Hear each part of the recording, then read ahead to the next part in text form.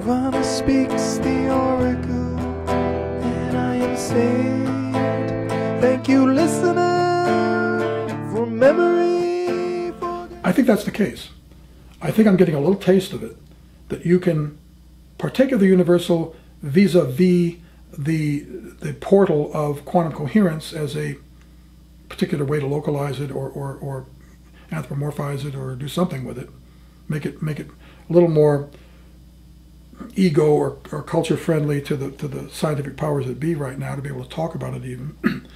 That you can say in a kind of a neo-shaman way, take your leave of your senses in the here and now and the bodily state and the discrete waking baseline state of consensus reality, partaking of and contributing to consciousness, and move to the quantum coherent state for a while to be of service to the family, to be of service to other, and to shuttle between the domains, the quantum decoherent and the quantum coherent, and then bring back something where you didn't totally forget it. It wasn't so state specific or state dependent that what you knew and knew was decodable at the time when you were in residence in the quantum coherent state, that when you came back to the quantum decoherent state and the normal waking up to the normal baseline consciousness state, egoic waking state, that most of us share and keep it as sane, social animals within this system, needing to have that be the glue that holds it together and the commonality of the common denominator. Otherwise we would have the anarchy and chaos and ultimate problem of private language and Babel and everything else. But given all that, I think that you can do this thing to move between the worlds. I think the mad do it, but don't do it very functionally or interestingly, and they often don't know how to get back. They get stuck. I think that most of us are the other way around. We get stuck in the too non-mad, the too non-insane, the too pedestrian and mundane, the too sold a bill of goods by the constraining and entraining and conditioning, conscious and unconscious and preconscious, multi-tiered, superimposed mechanisms that are the handmaidens and running lackey dogs that that uphold and keep tied in the consensus reality en masse and for us as individual contributors to it. For me, the politics of consciousness, which I'm fascinated by and have written about, never published much about, but written about. For me, the politics of consciousness is that you co-constitute a consensus reality. The partakers of the consensus reality, we call them incarnate human beings right now, but you have the consensus realities on the astral plane, on the mental plane, on the arupa or the rupa level, the differentiated with it, without objects and names, levels of it. I think you can, and sometimes group beings that claim to have evolved to the point of being group beings, kind of pooled, they're situated now ontologically at some other frame of reference in the physicalist and even the etheric or ethereal or the astral. They may be at the mental plane or the causal plane, and they communicate from there, kind of in a single voice, or have a spokesperson that used to be as individual one speak for them all, that now they're in the kind of hive mentality of the superposed, non-locally correlated contents of all their past lived experiences and stuff. So you can have one of these characters talk, and they can say, they can talk about their frame of reference, where they live, where they once were, where they now are, how they see us unfolding, what we're going to have to go through, and things like that. But in a sense, they're a little consensus reality. But if we currently on planet Earth in embodied form as human beings, most of us are at a similar enough, each of us respectively at a similar enough psychoenergetic state. And I say psychoenergetics is not just consciousness, it's not just, neuroscience's latest thing off the block about connections, parallel distributed processing things, or I mean, I'm an aficionado of the umpteen ways lenses you can look through this stuff from, or stories you can tell about it, and they're all equally useful, good. It depends upon who you're trying to talk to, or what side of the bed you got out on, or whatever. But what I'm talking about here is that consensus realities, that people don't go sit down to create a consensus reality. Now they try to set up utopias, co-ops, cooperative living situations. There's been some noble experiments in that, but that's very limited. What I'm talking about is being able to head to toe, bottom up from your leptons and your fermions and your bosons, right on up to your muscle tissue and your viscera and your neural nets and your postsynaptic receptor site dispositions to accept or not accept something, and what passes it on or not fire, all that kind of shit, all the horizontality of those explanatory systems, of those explanans, of those systems of explaining, that we're pretty much, we come out on the same floor of the elevator every morning. We're wired similarly enough. We're bio-wetware programmed similarly enough.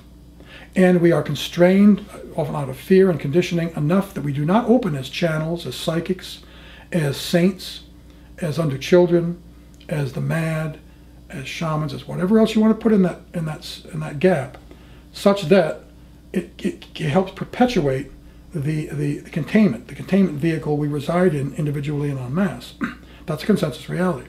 And there's rules of the road of it. And when my friend Charles Tart wrote a book, Waking Up, somewhat Buddhist frame of reference, Sufi Buddhist frame of reference, he made the point all these years of working with hypnosis as a psychologist, he's a parapsychologist and a transpersonal psychologist, he wears a lot of very useful hats, that it occurred to him one day that we are taking part in a consensus trance, and that from birth, maybe before birth, we have been prepared, programmed, conditioned, and trained to move in the world and have our being so configured that it moves in the world as its being in a certain way and interacts with the larger being we're moving within and having our being within at this level of reality and other levels of density superimposed at the same time, such that we're going to have experiences of what's objectively real and what's possible for us as a function of that consciousness. But how did that consciousness get there? Was it God-given, the nature-nurture thing? Well, his point is that there's a hypnotic part of this, that there's a usually unintentional, unless you want to bring in the Illuminati and the bad guys that are consciously doing it manipulatively to keep us dumb and constrained and slaves and cattle and everything else, which there's something too, I think. I'm an aficionado of conspiracy theories as well. But that in this case what we're talking about is that most of us are enough of the same position. We move into this world, at least in Western culture and so on, and the media and everything else as handmaidens and upholders of this, that we get in our suggestible states, we have suggested to us, we're entranced, and in the trance, we are told what the story is. And the waking up part of it is, how do you wake up from that trance? To see it any differently, to see the emperor has new clothes, to become less hedonistic and materialistic, to see that it's all Maya, that it's negotiable Maya, not just somebody that made $1 million out of The Secret as if it was some new thing, but that this is part of our humility and our scholarship to know this is part of the perennial philosophy, and on other worlds and other dimensions long before there was ever anything around on this planet and this species. It's part of the universal understanding that the extraterrestrials tell you about. And I'm much of a student of and scholar of extraterrestriology and ufology as I am of channeling and cognitive science and other stuff like that. Anyway, so for what good it does me, and not much, at least so far. So there you are, and you make, and his point was, you are kind of carried into the world and carried through the world in a kind of an ongoing consensus trance where you're surrounded by the entrancers, usually unbeknownst to their own conscious selves, who are taking part in the suggestology, in the modeling, social cognition, social learning theory. They are providing, unbeknownst to their conscious selves or intentionality, they're constantly reinforcing and modeling the story. And the story is a particular discrete state of consciousness. It's one way of doing the humanities. It's one way of being a human being in this world, in this universe. It's possible. And we stick to it like shit on something. And we don't question it. And we take it for granted. And we're somnambulists. We are somnambulists. We are hypnotically programmed somnambulists in general. Me too. I mean, if I was totally enlightened, I wouldn't be here. Or you could be able to see through me. I'd float toward the ceiling to make my point.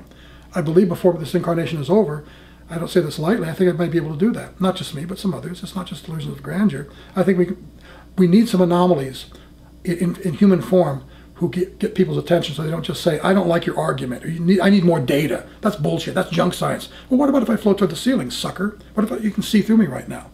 You know, what about if I heal that tumor you've got in you right now? Just go home, it's healed.